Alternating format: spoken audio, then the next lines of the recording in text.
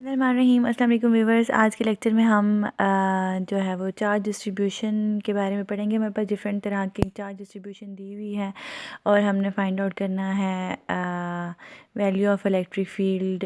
ठीक है, तो हम स्टार्ट करते हैं एग्जांपल।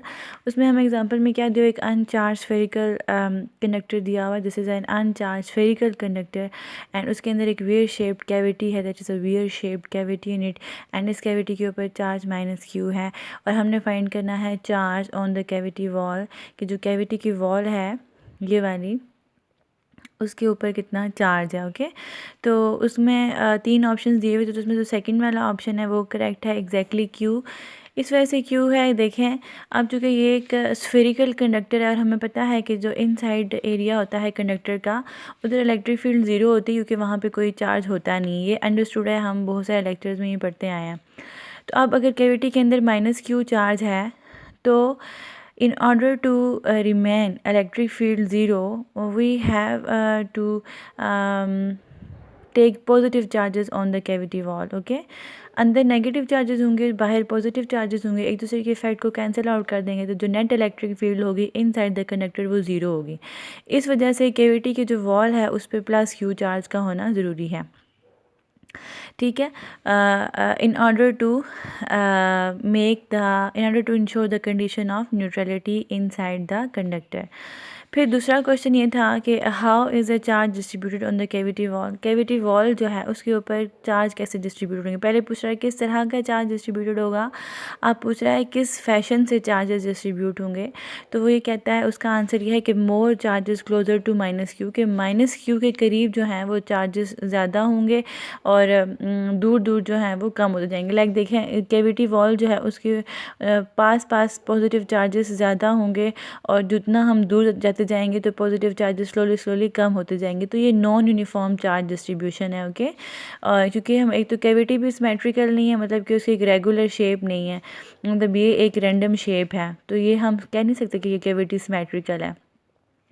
तो अब न्यूट्रलिटी कंडीशन को बरकरार रखने के लिए माइनस क्यू जो ये एक मैंने माइनस क्यू ड्रॉ किया, इस माइनस क्यू के अंदर बहुत सारे छोटे छोटे नेगेटिव चार्जेस हैं, तो उनको न्यूट्रल करने के लिए जो पॉजिटिव चार्जेस होते हैं वो माइनस क्यू के बहुत करीब करीब होते हैं।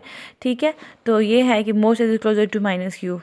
फिर है इसका मैंने रीज़न बता दिया, in order to make electric field zero inside the conductor plus Q charge, जो कि इंड्यूस चार्ज है।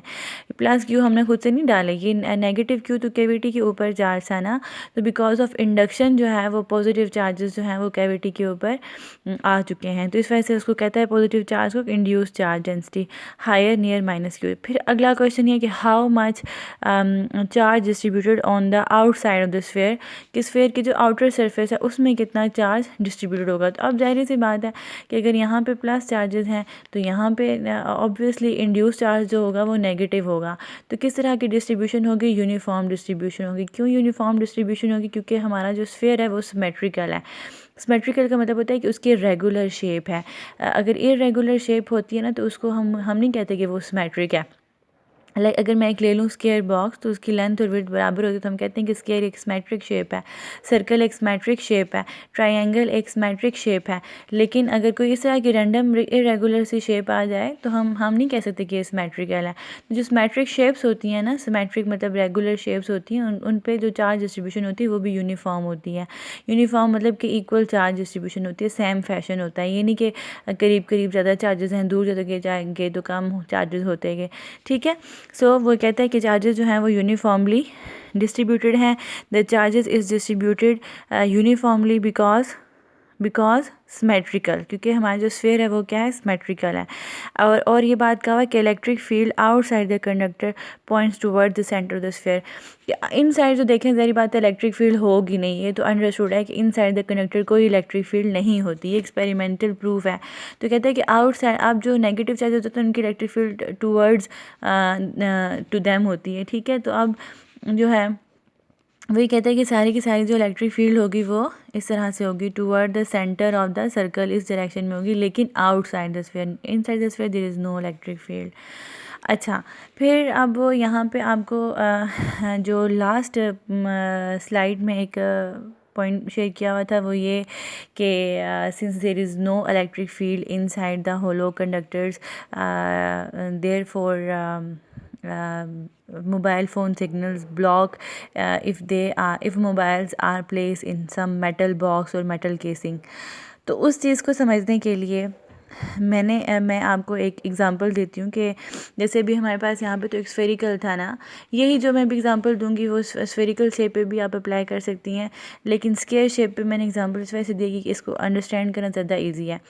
अब देखें, जब नॉर्मल कंडीशन होती है तो ये हमारे पास एक स्क्वायर फॉर्म में कंडक्टर है, इसके अंदर बहुत सारे चार्जेस होते हैं, तो मैंने सिंप्लिसिटी के लिए, अपनी अंडरस्टैंडिंग के लिए सिर्फ कुछ चार्जेस ड्रॉ किए हैं, मतलब पॉजिटिव आयंस और नेगेटिव शोइंग, क्योंकि इलेक्ट्रॉन्स जो हैं वो इस कंडक्टर के अंदर मूव कर रहे हैं। अब जब हम इस कंडक्टर को किसी इलेक्ट्रिक फील्ड के अंदर रखते हैं तो देखिए ये मैंने electric lines of force draw की हैं, तो फिर ये जो अंदर चार्जेस होते हैं ना, ये रीडिस्ट्रीब्यूट हो जाते हैं इस तरह से कि जो नेगेटिव चार्जेस हैं वो पॉजिटिव की तरफ आ जाते हैं और जो पॉजिटिव चार्जेस हैं वो नेगेटिव की तरफ आ जाते हैं। तो इसकी वजह से एक और इलेक्ट्रिक फील्ड भी पैदा हो जाती है, एक बाहर वाली इलेक्ट्रिक फील्ड जिसकी ये डायरेक्शन है, और अंदर जो इलेक्ट्रिक फील्ड पैदा होगी उसकी ये डायरेक्शन है, ठीक है, पॉजिटिव टू नेगेटिव फील्ड। अब ये दोनों फील्ड एक दूसरे को कैंसिल आउट कर देती हैं। तो एज अ ये मैंने अभी यहाँ पे अंदर ड्रॉ किया ना, बेसिकली अंदर नहीं होती, ये जो कंडक्टर की फील्ड होती है ये भी बाहर की तरफ होती है, तो ये दोनों दूसरे को कैंसिल कर देती हैं। As a result there is no electric field inside the hollow conductor, inside the spherical conductors. Okay, तो यही रीज़न होती है। अब वो एंड में ये क्वेश्चन कह रहा था कि केजेस जो होते हैं, जो लाइक अब ये केज है, लाइक ये मेटल बॉक्स है, तो अगर इस पे हम किसी मोबाइल फ़ोन को रख दें तो क्यों नहीं इसके जो निकलने वाले रेडियो सिग्नल्स होते हैं वो काम नहीं करते या ब्लॉक हो जाते हैं, जो बाहर से आ रहे होते हैं वो ब्लॉक हो जाते हैं। तो उसकी रीज़न यही होती है, ज़ाहिर बात है मोबाइल तभी काम करेगा ना जब उसको रेडियो वेव्स मिलेंगी। तो जो अगर हमने मोबाइल को मेटल केस के अंदर बंद कर दिया है और हमने सपोज़ किया कि वो बिल्कुल एक टाइटली पैक्ड मेटल केस है ना, तो बाहर से अब जो रेडियो वेव्स आ रही होती हैं वो क्या करती हैं, अब रेडियो वेव्स कौन सी वेव्स होती हैं, इलेक्ट्रोमैग्नेटिक वेव्स होती हैं, ठीक है। रेडियो वेव्स इलेक्ट्रोमैग्नेटिक वेव्स होती हैं, मींस के उसके अंदर इलेक्ट्रिक फील्ड होती है। तो अभी जो बाहर ही जो कंडक्टर पड़ा हुआ होता है ना, ये तो वही बात कि जब इस कंडक्टर को ये वेव्स एक्सपोज होती हैं तो ये जो इसके चार्जेस होते हैं उनको रीडिस्ट्रीब्यूट करती हैं, तो फिर क्या होता है, इंटरनल इलेक्ट्रिक फील्ड पैदा हो जाती है कंडक्टर की, जो कि एक्सटर्नल आने वाली वेव्स की इलेक्ट्रिक फील्ड को क्या कर देती है, कैंसिल कर देती है। मतलब उन वेव्स के अंदर जारी बात है वेव लेंथ है, उनकी फ्रीक्वेंसी है, तो उनकी जो है ना फील्ड्स को कैंसिल आउट कर देती है। इस वजह से वो जो रेडियो वेव है वो अंदर पहुंच ही नहीं सकती, ठीक है। तो ये मैंने इसकी एक्सप्लेनेशन लिखी है कि when electromagnetic radiation like phone signals से फ़ोन सिग्नल इन्हीं वेव्स पे काम करते हैं ना, तो when electromagnetic radiation hits outside the cage और मेटल केस, आप इसे केज भी कह सकती हैं और मेटल केस भी कह सकती हैं, it causes electron in the metal to move and create electromagnetic field, मतलब कि इलेक्ट्रॉन जो हैं वो क्या करते हैं, मूव करते हैं और अपनी एक फील्ड क्रिएट करते हैं that exactly oppose and cancel out the wavelength of the radiation, जो कि एग्जैक्टली अपोजिट होती है electric field of the incoming waves या wavelength of the incoming waves या frequency of the incoming waves. तो इस वजह से इलेक्ट्रिक फील्ड इनसाइड ज़ीरो होती ही होती है, लेकिन अगर आप कोई मोबाइल फ़ोन रख दें तो वो भी काम नहीं करता मेटल केसिंग में, बिकॉज अपनी इलेक्ट्रिक फील्ड और बाहर से आने वाली वेव्स एक और नई बाहर से आने वाली वेव्स जो हैं वो इलेक्ट्रिक फील्ड पैदा करती हैं, जिसकी वजह से ये दोनों इलेक्ट्रिक फील्ड्स आपस में उसके इफेक्ट को कैंसिल आउट कर देती हैं और अब पहुँच ही नहीं सकती, मेटल केस के अंदर फील्ड पहुँच ही नहीं सकती, जब पहुँचेगी ही नहीं तो मोबाइल फ़ोन्स भी काम नहीं करेंगे। So this is the end of this video. I hope you can understand the whole lecture. Thank you so much for watching.